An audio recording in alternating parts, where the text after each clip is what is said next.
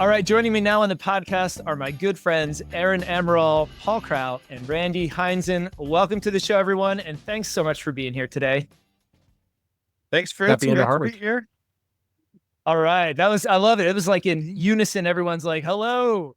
So we all go back a long time, starting our viticulture careers in 1999. We're going to have to party like it's 1999 here today. Can you believe it's been 25 years? I mean, while we're all in the same space, we're all viticulturists. We've each had unique focuses in our journeys with our viticulture degrees, our personal interest. So let's kick off today with each of you sharing with the listener a bit more about your background, how you became interested in viticulture, and how you landed on your focus area or where you are today in this industry. So why don't we just go ahead and start in alphabetical order, which means I'm going to start with you, Erin, my friend. What's a little bit about your background? How'd you get started? And actually, I think we talked a little before. You might have beat us all to the game. Possibly. Oh, possibly. Yeah. So I grew up in the Central Valley of California. My dad's, my grandparents, and they started with almonds, and to this day they still continue to farm. I showed up at Cal Poly San Luis Obispo, and my focus was going to be in plant protection, so I wanted to become a pest control advisor. That was my main goal. And while I was at school, decided to take a viticulture classes because my other friends were doing it, because that's just what you do. And it was when Dr. Keith Patterson arrived at Cal Poly to teach viticulture, and he was a whole quarter late. So I was influenced by Mary Lark Paget Johnson and got really excited to continue my journey in viticulture. And then once Dr. Patterson showed up, I really grasped onto it, and I really decided I was not going home to the family farm. After that, I decided to stay in viticulture.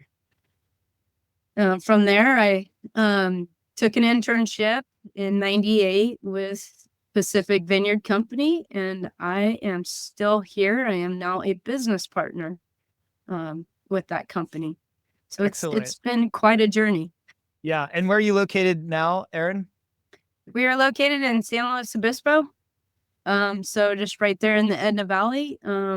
I reside in Grover Beach, so I like to spend some of my personal time traveling, back to the beach for some rejuvenation, and go into the valley and farm, and have it be my what do you call it, my day-to-day. And I do travel from San Luis Obispo to Paso Robles, where we are doing some farming in Paso as well.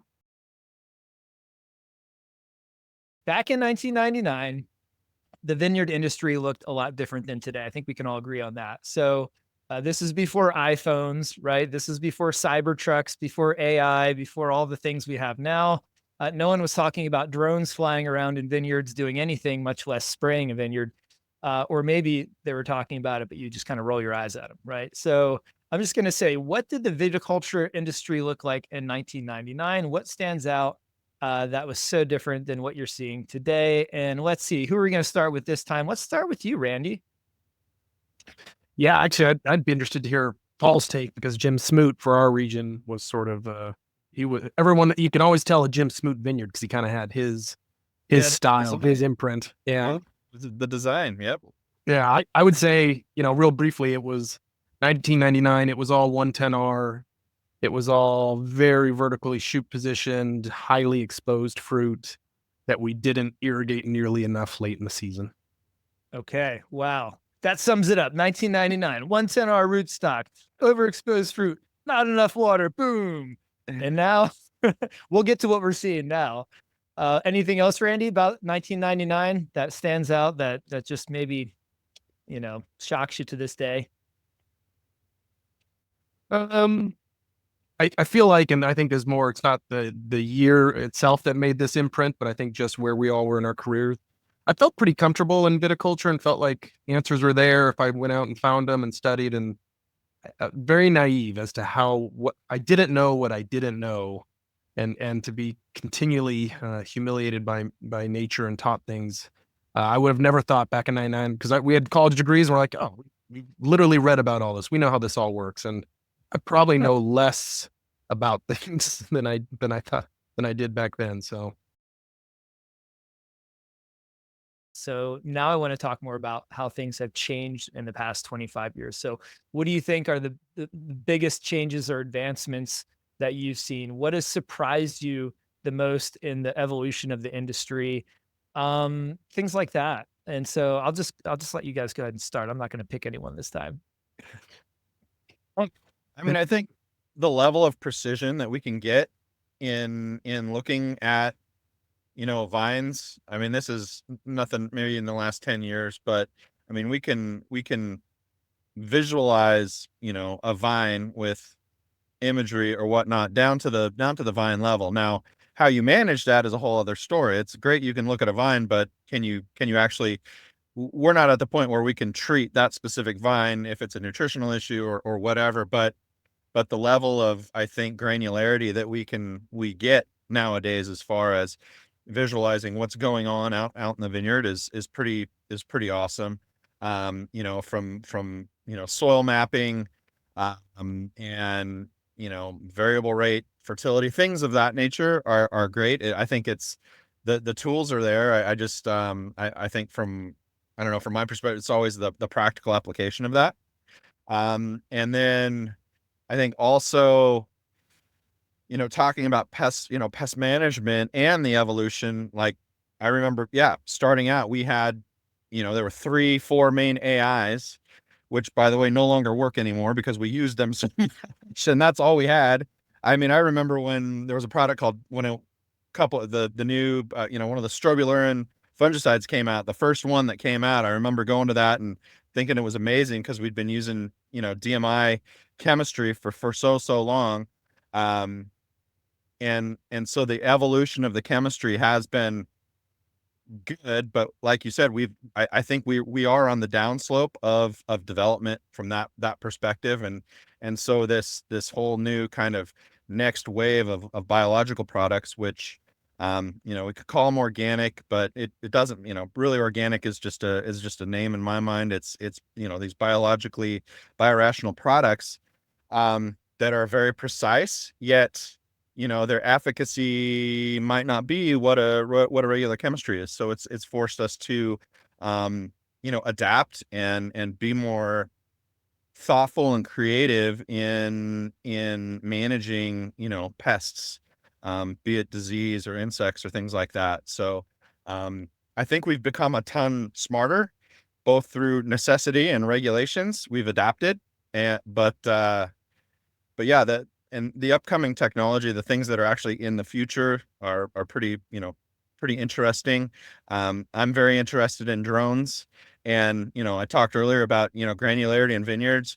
Drones give us the opportunity to treat a single vine, if you could program it correctly and if you know what you're dealing with, which is pretty amazing. But yeah, I think that's the big one for me. Erin, the future of your vineyard in the Edna Valley. What's going to be the most awesome thing? Gosh, I mean, I'll do. And don't say retirement, okay? Because you're not Yeah. anywhere near it. All right. They're like, the best thing about my vineyard is when I leave. Once I get a few more gray hairs, I will be on the trajectory of retirement. I just turned 50, by the way, so I'm at least crossed over that line. Not far behind. All right. It's not that bad. God, the future. I mean, Paul and Randy touched on some very, very big things. I'm gonna add focusing more on soil health and soil biology and trying to mitigate with some of these stresses that we're getting in combination, viticulturally, with the new, genetics of vines coming down the pipeline. I think we need to adapt to climate change. And I think, this whole concept of regenerative farming that, people keep talking more about, you're constantly looking at a whole farm system. And, yeah, I've seen, some of my growers are, having sheep run their properties and trying to figure out, how do you design vineyards to be kind of a whole farm system. And people are doing it, and then I'll lightly touch on like next week at the Sustainable Ag Expo, there will be a demo of a, I guess, let's say an AI robotic tractor going at the Cal Poly Vineyard on one of those days following the Sustainable Ag Expo. So that's going to be interesting to take a look at that at the Cal Poly Vineyard.